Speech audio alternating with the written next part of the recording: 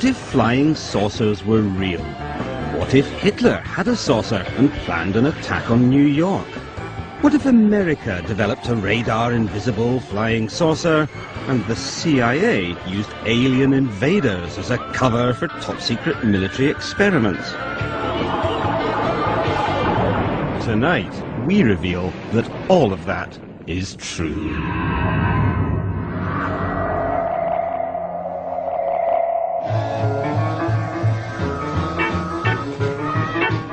For 50 years, the world has been flying saucer crazy. We've seen so many that more people now believe in aliens than in God. There were flying saucers everywhere. It's just imagination, but I saw them just... The truth is rather more complex. Flying saucers do exist, but they don't come from outer space. They come from Earth and the darkest recesses of military research.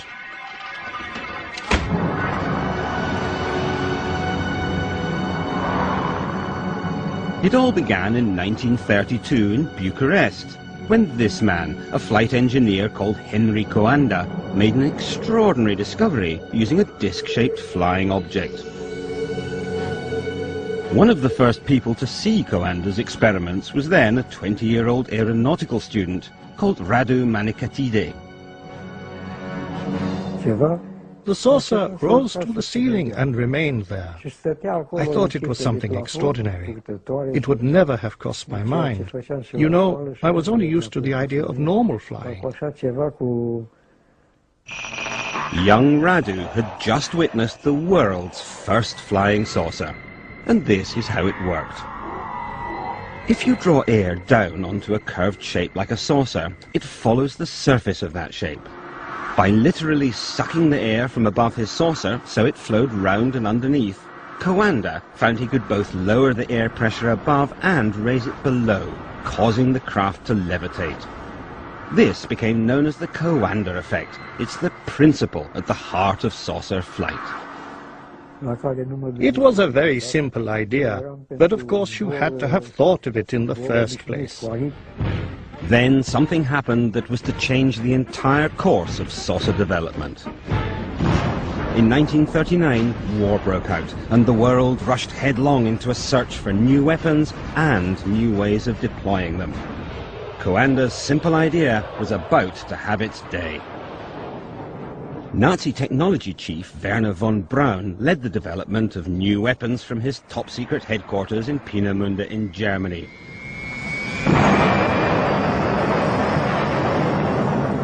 Here, he developed state-of-the-art weapons of terror, like the V-2 rocket. This was really the central location from which all projects were run for quite a long time. What few people knew was that 260 miles away in Prague, the Nazis had an even more secret research establishment and were working on a fantastic new flying craft. There were as many as 15 prototypes that they built, tested, discarded, and went on to the next one. And the firm at the heart of these frightening new developments? Skoda. The SS was using, and the Air Force were using Skoda to manufacture aircraft of all sorts. But by 1944, things were going badly wrong for Hitler. He needed to reassure his allies, chief amongst them Italian dictator Benito Mussolini. Hitler told Mussolini he had spectacular new aircraft that could change the course of the war. He called them his Wunderweapons. In July 1944, Hitler invited Mussolini to Germany with his chief advisor on weapons technology, Luigi Remersa. Later, Remersa was taken to the top-secret Skoda base where the new aircraft was being developed. Today, Luigi Remersa is 84 and living in Italy. He has agreed to describe what he saw that day. Yes, I saw it. For me, it was something exceptional. Round with the central cockpit made in plexiglass, and with jets all around it that made up the means of propulsion. Luigi Remersa had seen the world's first production flying saucer, and it was a Skoda. Well, you see the pilot drone in the cockpit. The pilot would drive the disc standing up. This is one of the men who actually helped create that flying saucer. His name, Andreas Epp. Epp had invented a disc-shaped flying gunnery target and sent the prototype to the Luftwaffe High Command, suggesting it could be adapted for manned flight. In an interview recorded before his death in 1997 and never broadcast until now, Epp described how he began to suspect his designs had been stolen. I kept hearing reports that people in Prague were working on the construction of flying discs and that progress was being made. Furious over being sidelined, Epp drove to the Prague test ground to find out what was going on. I had my Leica A camera with me. Then suddenly I saw a flying saucer. It had no wings, absolutely none. I took a photo and wound on the film, but it was already directly over me. Then I took a second photo, and I could see it was a flying saucer. Epp was devastated by what he felt was the theft of his saucer. UFO, where did you go? Will you be back? I don't know. Twinkling, twinkling, flying high, like an ashtray in the sky. Epp would get his own back later, but in the meantime, the Germans had a flying saucer. It actually flew and flew pretty well. This is what the German saucer looked like. It was based on the flying saucer principle, the effect discovered by Henry Coanda, whereby the ship created an area of low pressure above it and literally sucked itself into the air. But it combined this with other new technologies, such as the helicopter and the jet engine. It was fast, versatile, and could potentially carry a heavy payload of bombs underneath. But perhaps most important in a country which had lost so many runways to Allied bombing, it could take off vertically.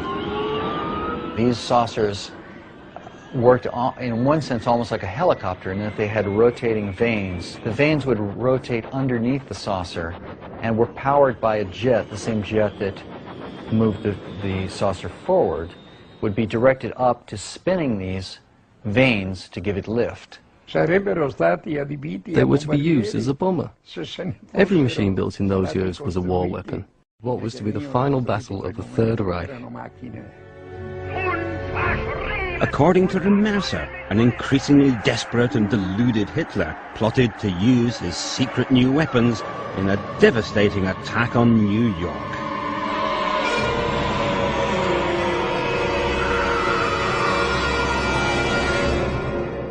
Hitler said once, "God forgive me for the last 5 minutes of the war."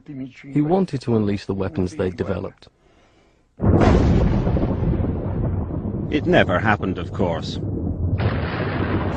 The Russians were advancing on Prague, and while the German rearguard fought desperately on the streets, the scientists in the Skoda plant tried to destroy the evidence of their research.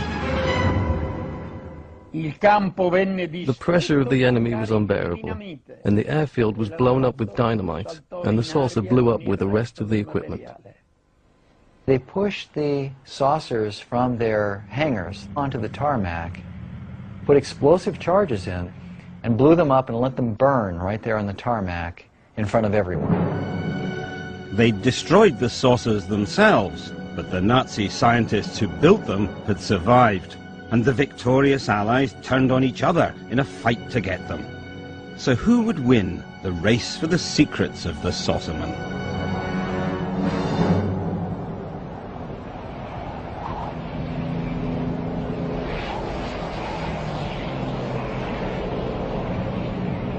In 1947, pilot Kenneth Arnold was flying over mountains in Washington state when he saw 9 objects shooting across the sky at incredible speeds. He thought that they traveled in a motion that he compared to saucers being skipped on water, which is kind of an unusual analogy, but that name stuck, and that's why they became flying saucers. The sighting has become celebrated as the moment the flying saucer age was born. It sparked a frenzy of public excitement, but it was a frenzy fueled by paranoia. Air Force intelligence began to be concerned that these things were Soviet reconnaissance vehicles. Because this was the start of the Cold War. This coalition was to be torn asunder. The allies of the Second World War were now enemies. Already an iron curtain had dropped around Poland, Hungary, Yugoslavia, Bulgaria. In public, West and East mounted huge displays of their biggest and best military hardware. But there was a secret war too, a ruthless competition to acquire Nazi science and Nazi scientists. Whoever controlled this technology after World War II would really be ahead militarily. So there was a scramble between the Allied powers, the Russians, the French, the British, even though they had been allies, to obtain as much of this technology as possible for their own side. And that's why the US government was so alarmed by the saucers seen by pilot Kenneth Arnold. As this secret document shows, it meant Russia had acquired German flying saucer technology and was building them. The Germans had been so far in advance of the United States, they thought that if the Russians had captured scientists or installations responsible for these secret weapons, that maybe the Soviets were now ahead too. The Americans were right. The Russians were building saucers, and to help them, they'd spirited someone very useful from Germany, Andreas Epp, the German saucer engineer.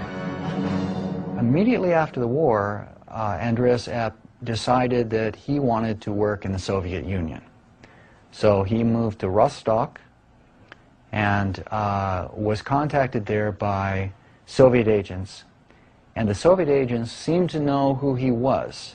And of course, Epp liked this a lot because somebody was acknowledging that he actually was of some value, and whereas before he had been minimized. I thought to myself, I have to carry on. I owe it to the people who worked on it. And I started to build a flying disc. Epp worked primarily on the steering mechanism of the Soviet saucer. His specialty was the guidance part of this type of saucer. In other words, making it respond to controls, linking the controls to the saucer movements itself. According to Epp, the Russian saucer was extraordinarily maneuverable, but it was also versatile, and it had to be. It was a jet, and they wanted something that they could use, interestingly enough, in polar regions. The reason for that was obvious. The quickest way to North America was over the pole. That was a fact not lost on an increasingly paranoid America. Even Hollywood suspected the Russians were up to something sorcerous. Now, the first country that learns the secret of the flying saucer will control the skies of the world. And I don't want that country to be Russia. A lot of the sightings were in the northwest part of the United States. It was near the Boeing plant in Seattle, where all of the U.S. bombers were built. And it was also near the Hanford nuclear reservation in Washington State, where the plutonium for the nuclear bombs was produced. They were very strategically sensitive parts of the United States, and it was the closest part of the United States to the Soviet Union. So it's where they would have expected Soviet planes to come. By now, saucers were appearing everywhere. Hardly a city centre or movie set was safe. The government needed to put a lid on the speculation. And to do that, their psychological warfare experts came up with an elegant two-part plan. First, a scene. And that it is time that world governments officially acknowledge. A backup, they'd set rumours flying that the saucers came from outer space. I delivered the message. Now what? The plan was launched at a press conference in the Pentagon. It was July 1952, and a definitive moment in the history of spin. This is Major General John A. Samford, Director of Intelligence, United States Air Force, who conducted the conference. Samford's job was to deny there was anything significant about the reported sightings. it does not contain any pattern of purpose or of consistency that we can relate to any conceivable threat to the United States. To argue the alien invader theory, they put a pulp magazine writer, retired Major Donald Keyhoe, on the same platform as the Major. Major Keyhoe, as author of the book Flying Saucers Are Real, what is your opinion of these new sightings of unidentified objects? With all due respect to the Air Force, I believe that some of them will prove to be of interplanetary origin. It was very clever and very simple. Now, anyone who saw a military saucer would be encouraged to believe they'd seen an alien. It was about 40 feet long, and I think... And the rest of us would laugh at them. I saw it for so many minutes that I can't deny what I saw. The press loved the alien story and ran it with enthusiasm. The very edition of Life magazine, which launched Marilyn Monroe as a star, also launched the career of many a monster from Mars. In that article, a number of anonymous government and military experts were interviewed and made statements supporting the idea that the saucers could not be man-made objects, secret weapons, or misidentified natural phenomena. So the alternative seemed to be that they were from another planet. The first times that theory had been given major publicity. Never before has the screen reached such heights of excitement, breathtaking spectacle. Donald Keyhoe's writings directly inspired the most classic saucer movie, Earth versus the Flying Saucers, made by legendary Hollywood animator Ray Harryhausen. The basic concept was taken from one of his books about flying saucers. I understand that the government has made a lot of experiments with round flying objects, and which they kept quiet, and so they probably encouraged the idea that they were aliens from outer space. Indeed, it appears the government was so interested that the film's producer, Charles Schneer, was reporting directly to them. Of course, after the script is finished, it's out of my hands, and I'm sure that Charles submitted it to the front office as well as to various space people. Oh, here they come. Oh, there they go. But while American citizens looked to the skies with varying degrees of concern, the men in black were looking closer to home. They were desperate for their own saucers, and just like the Russians, they were looking for former Nazi scientists to help them. When the Nazis surrendered in 1945, the U.S. military was worried about the German scientists falling into the hands of the Soviets. And the U.S. military was also interested in exploiting the knowledge of these scientists to help develop American programs like missiles and electronics, radar, supersonic aerodynamics, jet engines, and other advanced technologies that the Germans had developed. So the United States set up a program called Overcast and Paperclip to collect these scientists and bring them to the United States. In some respects, the Americans did very well. They snatched Nazi technology boss Werner von Braun and made him into an invaluable member of the American war machine. They also acquired a great deal of German V-2 rocket technology. But while they played with these new toys with rather more enthusiasm than skill, they knew there was a serious gap in their new armory. They had no German saucers. It seems that the Air Force was concerned that the Russians may be ahead of us and that we need to have our own, an answer to the Soviet saucers. Then, one day in 1957, they had a stroke of luck. And once again, it involved the German saucerman Andreas Epp, now living in East Germany. At some point, he had a falling out with life in Eastern Germany. I don't know what it was. It may have been a divorce. Anyway, he ended up in the West, and he crossed the border then and said, "Hi, here I am. I was spying for the Soviets, and I want to tell you everything I know." And the Americans immediately threw him in jail and began interrogating him. And while he was in jail, he started writing and drawing from memory what he had done for the Soviets, the Soviet saucer plan, and what it was going to be used for. With the help of Epp and others, America's saucer program began in earnest. It's an interesting fact that by the late 50s and early 60s, almost all the major aerospace contractors, including Boeing, Convair, Lockheed, North American, were working on concepts for saucer-shaped vehicles for various applications. This is Lockheed's California division, senior member of the Lockheed family, birthplace of an always exciting family of wings. Lockheed was working on a number of saucer designs for the US Air Force. They all have a central engine that would point downward, and the aircraft would take off straight up, transition into horizontal flight, accelerate to very high speed, and then fly at over 100,000 feet. And this was very advanced thinking for the time.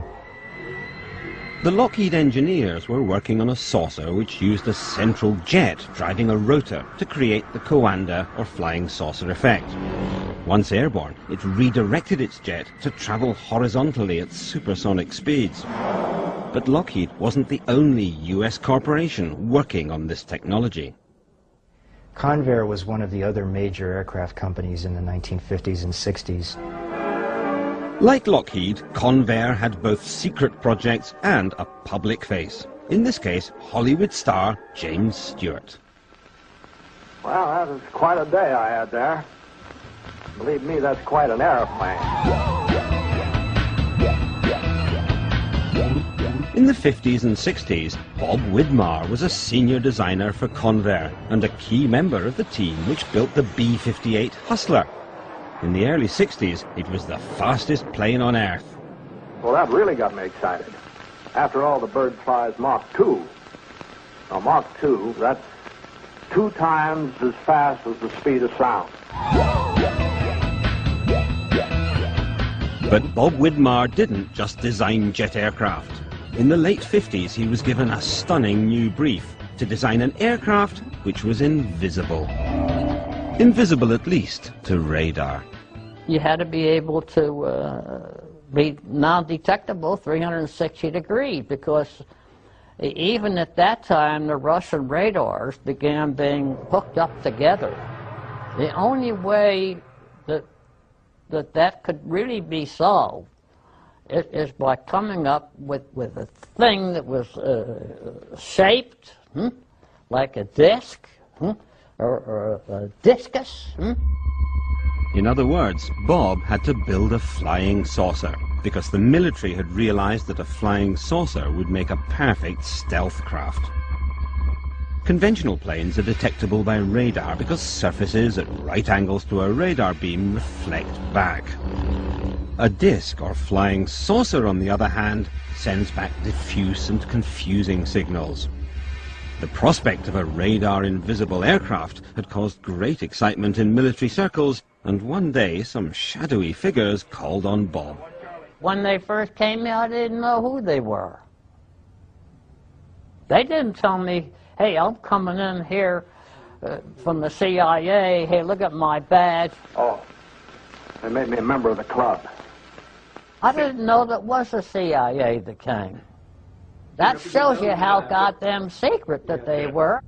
In fact, the CIA was being even more mysterious than usual, because they weren't just fighting America's enemies, they'd been fighting each other. A secret turf war with the US Air Force over who should run spy planes. They cheat, they lie, they're crooks, they disguise. To meet with them, for example, I'd have to go to buildings that were half finished in Washington. Airline reservations were made with fake names. It was hard on me and my wife, as such, to live this thing, and the thing was a whole bunch of fake stuff. It was almost where you couldn't tell the realism for what was just a phony. Bob reluctantly agreed to work on the project, the design of a radar-invisible, saucer-shaped object.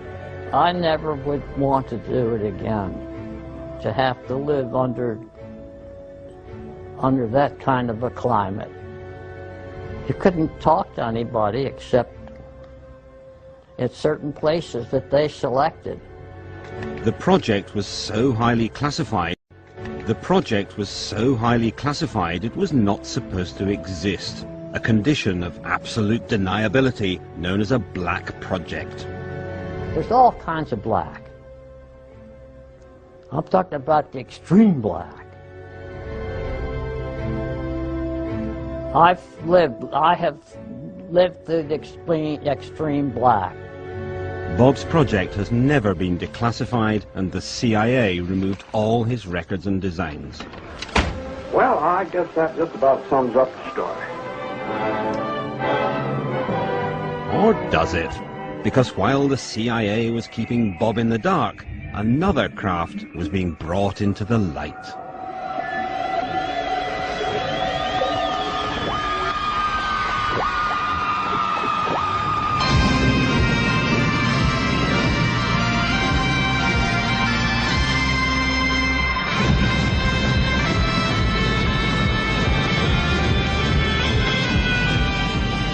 In 1961, the world was shown what its builders claimed was the first real flying saucer, invented by this man, John Frost.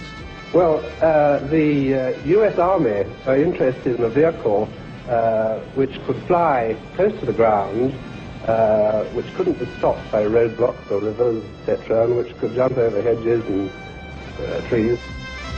There were, however, real problems with the Avro car, as Doug Garland, one of the wind tunnel engineers, remembers. We tested the Avro car in the tunnel, but it was very unstable. You know, if you throw a plate or a hubcap on the ground, it will tend to roll around like this. And the Avro car had a tendency to do that. In fact, when the Avro car was first revealed to the public, the whole project had actually already been abandoned. In truth, the Avro car was not a flying saucer at all. It was actually the world's first hovercraft.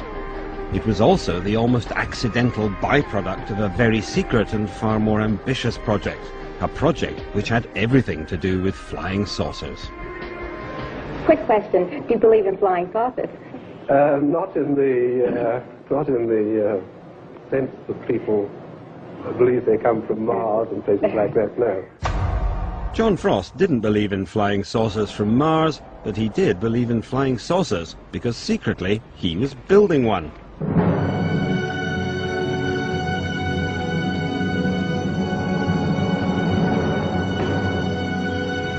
This film has never been seen by the public before. Made strictly for the eyes of security-cleared military personnel, it records the work of Avro's top-secret Special Projects team, led by John Frost. The 6 Viper engine test assembly was built by Avro Aircraft Limited to develop a power plant for an airplane of circular plan form. It consists of a basic airframe of 6 sections, excluding the outer wing, operator's cab, air intake roofs, and the flying controls. Frost was building a huge jet-powered supersonic flying saucer, codenamed Project Y2 or Weapons System 606A. On completion, it is anticipated that a considerable advancement will have been made toward the advent of disc flight.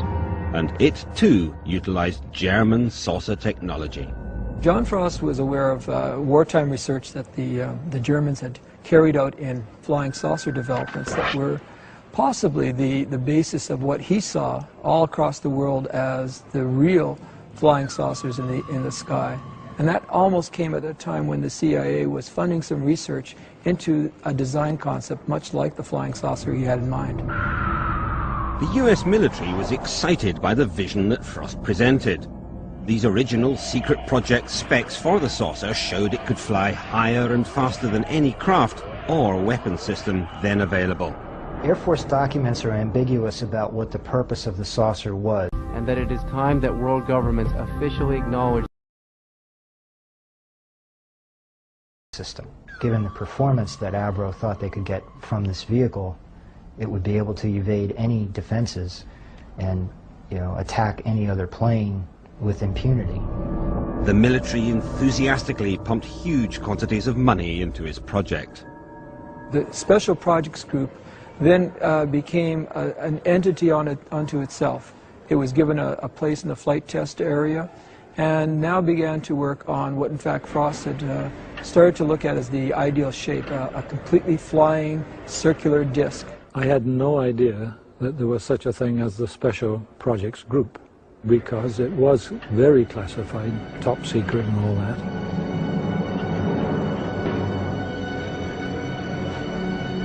Oh, we had guards at, all the entrances all the time. And you had to have a special badge, with a special colored dot on it to allow you into the special projects area. I was a senior designer on the special projects. I started working on the 606A as a supersonic design for the United States Air Force. And the design he was after was in fact the most coveted designs of all aviation designer, a completely all-enclosing bodied aircraft, a flying disc. Everything Frost had in mind was always a circle. He never wanted to change the plan for me. I think it was ideal because it was a vertical takeoff. But in truth, the fantastic supersonic flying saucer of Frost's imagination was a long way from becoming reality. His design was one of the purest uses of the Coanda, or flying saucer effect yet, and had 6 powerful jets which sucked the air over the saucer shape. These provided the saucer with its lift and its maneuverability. But testing this craft and its 6 powerful jets was not going to be easy or safe. Ray Takuchi was put in charge of building a full-scale test rig. And it was just, a 6-sided shape, and then we put we built the rig on top of it. I mean, the inner portion of the 606A on there with the Viper engines, and also the fan. Each rotating assembly is comprised of an upper and lower ring of compressor blades and a central ring of turbine blades. The turbine blades are aligned with an exhaust duct, which is incorporated in the stationary structure. Another special projects engineer was Ken Lockwood. I was a performance engineer. I had been working on supersonic projects in England, and when I went into the first time I was kind of incredulous at the project. It was so unconventional.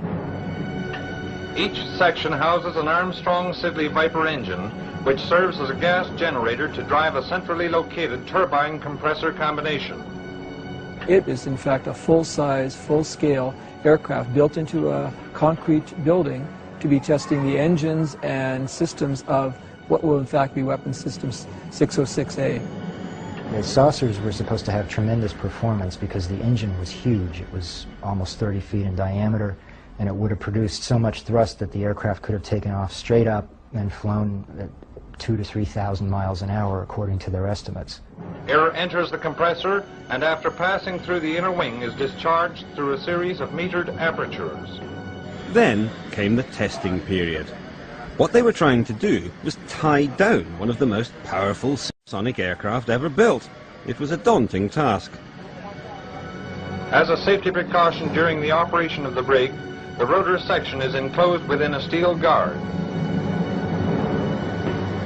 When John Frost, in fact, has one run away with in fact, full power, the building is cleared in the imminent threat of, in fact, an explosion. Once the fuel cells in the aircraft would blow up, the entire building would, in fact, be destroyed. It was a terrifying moment. The engine was out of control and about to destroy the entire saucer project. People disappeared around the back of the building except for one person. One of the engineers that happens upon the scene walks into the building and simply removes the fuel line from the runaway engine. It gradually comes to a stop.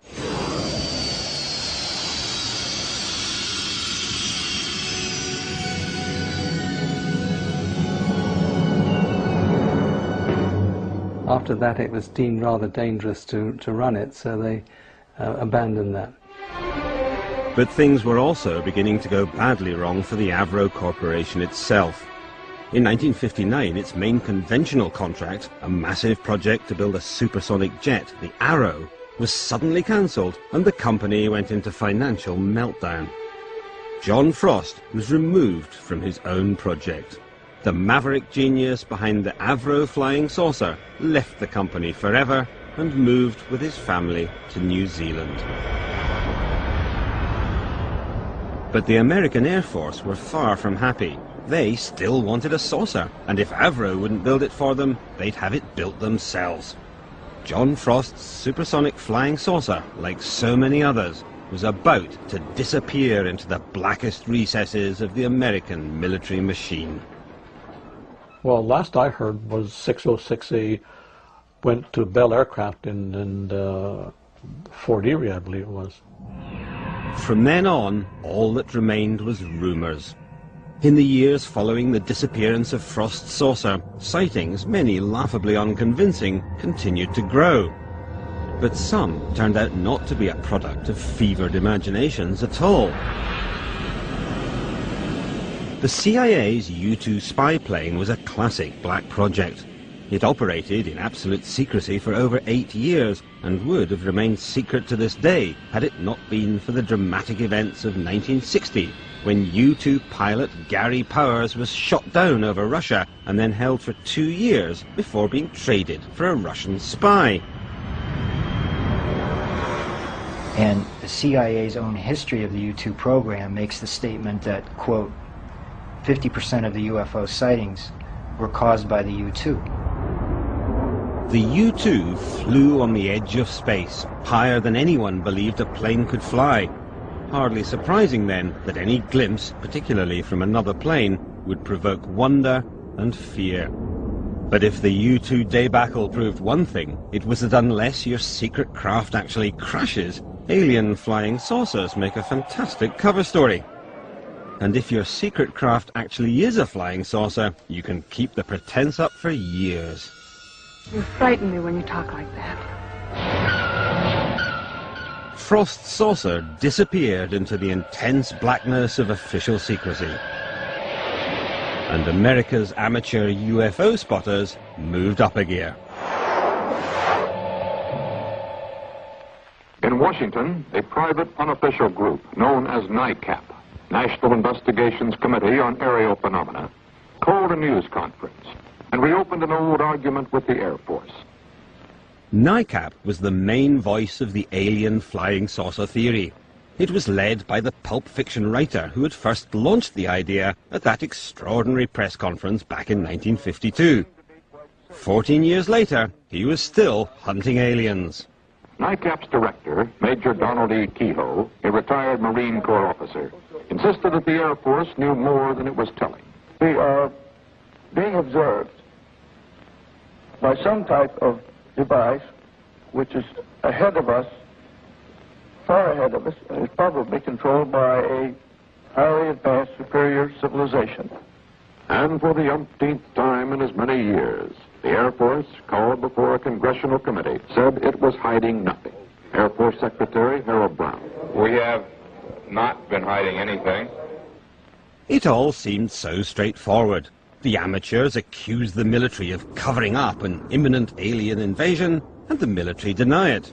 So no one looks at the third possibility, that the UFOs are military craft.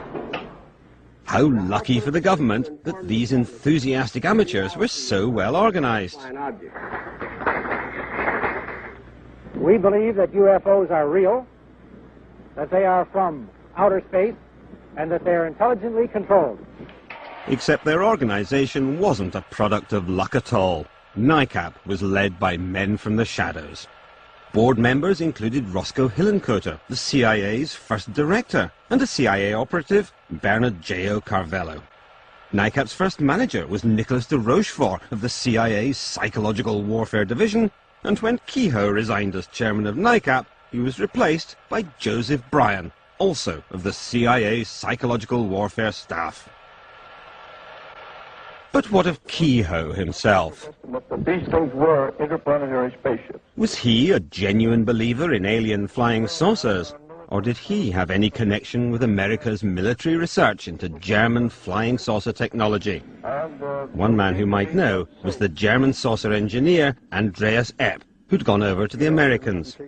In an interview recorded in 1997, he came up with a remarkable answer to this question. Do you think the Americans wanted to keep your flying disc secret? From the beginning, from the very beginning. Major Kehoe was at the Pentagon, in the UFO department, and they found out that Germany was building flying discs. But whoever was behind the campaign to propagate the alien myth, it was spectacularly successful. Nowhere more so than in the land of dreams, Hollywood.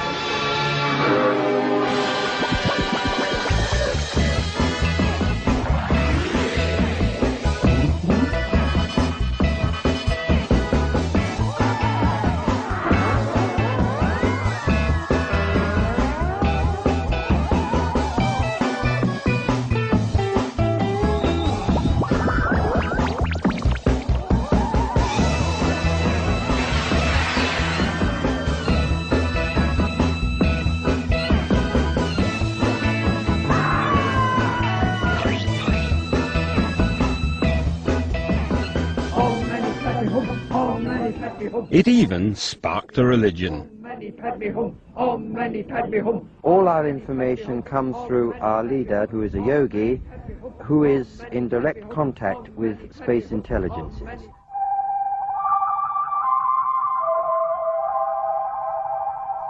We are your friends. We are your friends. Please contact us. Then, on the 11th of November 1987, they did. It all began when a successful businessman called Ed Walters saw a strange light above his garden. He grabbed his camera and took this photograph. It was the first of dozens of sightings over the next few years. Oh my God! I'm gonna follow it down. I'm gonna follow it down. When the still pictures were enhanced, they seemed to show something that looked remarkably like flying saucers. The saucers were witnessed by hundreds of people, from policemen to priests. Look! Some more excitable witnesses even suggested they'd met the aliens. But then one man saw the photographs and reached a rather different conclusion. And he knew exactly what he was talking about. It's those doggone saucers again.